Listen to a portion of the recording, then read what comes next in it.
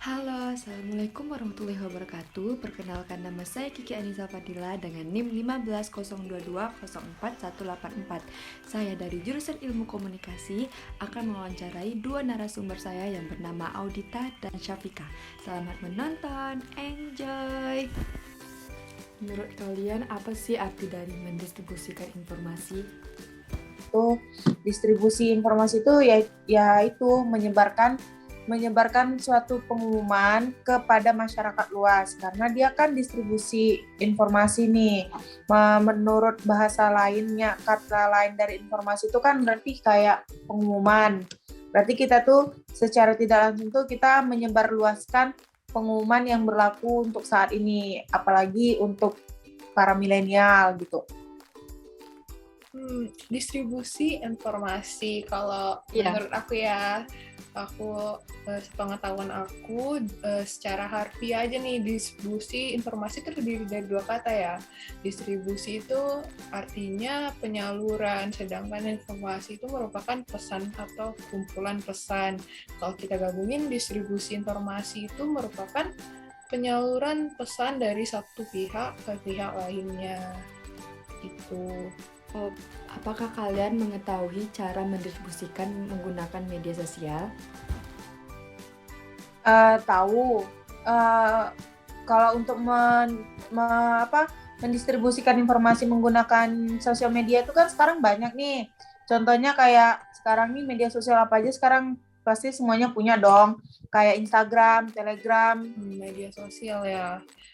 Kita tahu ya, kalau kita mau dapat nyebar informasi, biasanya kita bisa klik tuh mau share via apa, ada via WhatsApp, Line, atau copy link via email gitu. Kalau aku biasa gitu.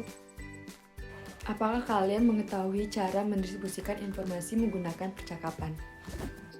Yang aku ketahui tentang mendistribusikan informasi melalui percakapan chat itu banyak ya. Dari aplikasi percakapan tuh sekarang kayaknya semua aplikasi media sosial tuh sekarang menggunakan percakapan ya, kayak banyak ya. Salah satunya yang banyak digunakan orang sekarang misalnya WhatsApp, Telegram, yang aplikasi percakapan kan juga merupakan bagian dari media sosial ya.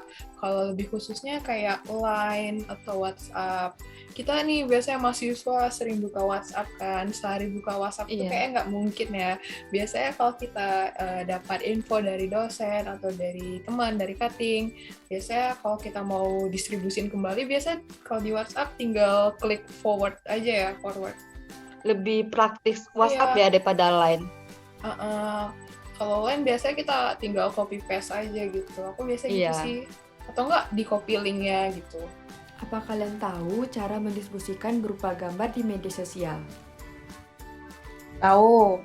Ya sekarang kembali ke kitanya lagi. Kita tuh harus mendistribusikan informasi gambar berupa apa dulu nih. Kalau Oke, gambar ya media sosial. Kita tahu ya kalau ngepost gambar biasanya itu di Instagram. Aku kemarin ini baru aja nih bikin microblog berisi informasi tentang nyebarin awareness tentang cara menangani overthinking. Jadi itu berupa microblog yang aku share di Instagram. Jadi aku bisa sharing ke teman-teman gimana cara mengatasi overthinking seperti itu. Selain itu ya, itu ya di Instagram kita bisa sekali ngepost kan beberapa gambar ya. Apakah kalian tahu cara mendistribusikan berupa gambar di aplikasi percakapan? Oh, kalau itu berarti kita misalnya kayak mau ngirim gambar dari percakapan WA ya. Kalau di WA kan ada batasan nih, maksimalnya 30 gambar kita. Mungkin sama aja sih ya, kayak di aplikasi chatting kita bisa insert gambar, beberapa gambar juga sekaligus bisa dikirim. Atau mungkin dari kita buka galeri dulu nih, kita pilih gambar yang mau dikirim, terus ntar ada pilihan share via apa, ke aplikasi chattingnya langsung bisa seperti itu. Kalau aku biasa gitu. Itu aja sih. Apa kalian memahami etika dalam mendistribusikan informasi? apalagi untuk etika ya dalam mendistribusikan informasi itu sangat sangat dibutuhkan ya. Karena apa? Karena jika kita tidak pandai memahami etika dalam mendistribusikan informasi ke media sosial, mungkin kita sendiri yang akan kena balasannya gitu. Kalau untuk etika dalam distribusi informasi ya, kalau aku itu pertama kita sebelum mengirim informasi tersebut ke orang lain, kita harus cari tahu dulu nih informasinya itu benar atau tidak. Kita harus informasi tersebut kredibilitasnya dapat dipertanggungjawabkan atau tidak. Jangan sampai kita nyebarin berita yang nggak benar, hoax ya. Itu sering banget tuh. Makanya kita harus baca ya, literasi lagi ya, dibaca dulu. Jangan baca judulnya aja nih biasanya. Jangan baca setengah-setengah, baca sampai habis. Kadang judulnya clickbait. Iya. Nanti orang salah paham, isinya beda lagi gitu kan. Iya. Selain itu, kita juga harus tahu nih tujuan kita mengirim informasi itu ke siapa. Jangan sampai salah sasaran. Yang mungkin aja orang itu merasa nggak relevan dengan informasi yang kita kirim, seperti itu. Nah, tadi kan etika, sekarang dampak mendistribusikan informasi.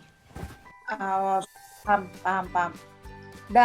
Ini sih yang selalu dibilang sama orang ya, jika kita nggak pandai menggunakan media sosial ya, dampaknya balik ke kita sendiri. Oke, kalau kita udah tahu, udah yakin banget kita mengirim informasi tersebut ke orang lain, kita nggak tahu nih orang lain tersebut akan menyebarkan kembali informasi tersebut atau tidak. Jadi apabila informasi tersebut bersifat rahasia, kita harus make sure dulu nih informasi tersebut tetap stay di orang tersebut. Kalau informasi yang terbuka mungkin nggak masalah ya kalau dia menyebarkan kembali gitu. Itu sih dampaknya. Berarti dampaknya menurut aku informasi yang kita berikan ke orang lain mungkin aja dapat disebarkan kembali ke orang lainnya lagi gitu. Apakah kalian melakukan pembacaan detail pesan sebelum mendistribusikan? Coba kalian jelaskan pengalaman kalian gimana?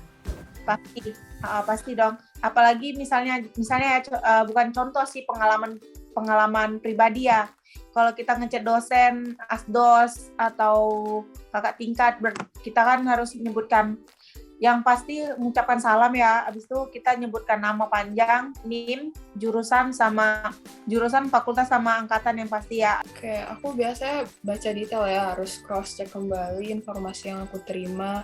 Biasa itu informasi dari cutting ya, sebelum kakak tingkat, sebelum aku sebarin lagi ke teman-teman, biasa aku make sure dulu sama cuttingnya ini udah benar atau apa, baru disebarin. Sama halnya dengan dosen seperti itu, biar nggak ada miskom atau misinformasi. Apakah kalian menyaring pesan sebelum didistribusikan? Jika iya, bagaimana cara kalian menyaringnya? Pasti dong, sebelum kita mendistribusikan informasi ke teman-teman yang lain, misalnya kita dapat BC dari dosen gitu, terus kita disuruh nyampaikan lagi ke teman-teman, kita tuh harus baca lagi ya dari awal sampai akhir apa tujuannya gitu. Apa tujuannya, apa maksudnya, untuk apa ini BC ini disuruh teruskan, agar kita bisa nyampaikan ke teman-teman pun lebih enak gitu, tanpa harus panjang lebar untuk menjelaskannya lagi gitu. Oke. Iya, sama yang udah aku bilang tadi, aku pasti cross check, cari tahu sumbernya, apa isinya. Kalau misalnya itu dari internet, dari web apa, dari blog apa, sebelum aku mendistribusikannya gitu. Intinya literasi ya, harus baca. Ya, harus Jangan membaca. sampai kemakan berita atau informasi yang tidak benar gitu. Dari wawancara tersebut dapat saya simpulkan, pertama dari informan 1. Dalam skill informan 1 memiliki kemampuan literasi yang rendah. Hal ini terindikasi perilaku narasumber yang belum memahami tentang pendistribusian informasi, cara ia menjawab pertanyaan, tentang cara mendistribusikan informasi gambar lewat media sosial, dan distribusi informasi berupa gambar lewat percakapan. Selanjutnya, kesimpulan dari hasil informan 2. Dalam skill literasi digital, Informan 2 itu memiliki kemampuan yang tinggi. Hal ini terindikasi dari perilaku narasumber yang sudah memahami pendistribusian informasi. Cara narasumber mendistribusikan dengan cara menyebarkan postingan tersebut di Instagram seperti microblog.